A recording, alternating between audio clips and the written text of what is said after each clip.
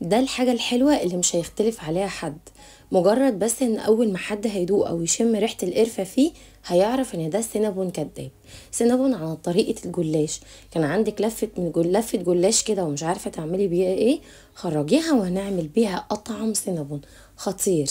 بصوا، عايزة اقول لكم ان انا قفلت الفيديو هنا، ولكن انا كملت الطبق ما سبتوش، فضلت اكل فيه لغاية ما خلصته. طب يلا نعرف الطريقة ونشوف الوصفة ايه ومكوناتنا. انا جبت صينيه دهنتها دهنه كويسه من الزبده او السمن، وجبت الجلاش بتاعي. همسك ورقتين بالكتير قوي، ورقتين، وهعملهم زي المروحه كده.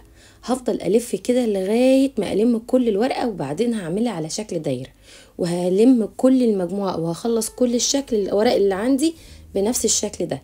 التشريبه الاولانيه عندي كوبايه من اللبن ونص كوبايه من الزبده، عليهم علبه من الزبادي، معلقه كبيره من الفانيلا، واربع معالق كبار من السكر، وكيس كبير من البيكنج باودر، وكله مع بعض وقلبيه كويس لغايه ما يبقى عندك صوص كده تقيل.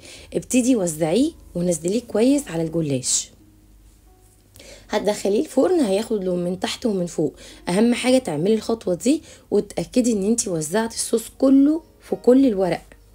تاني حاجة او التشريبة التانية هتبقى عبارة عن 4 حبات من قطع الجبنة، كوباية لبن، 4 معالق كبار من اللبن البودر، و5 معالق من السكر، وكان عندي اختياري معلقة كبيرة من القشطة، وطبعا الفانيلا، ومعلقة كبيرة من الكنج بتاعي وهو القرفة.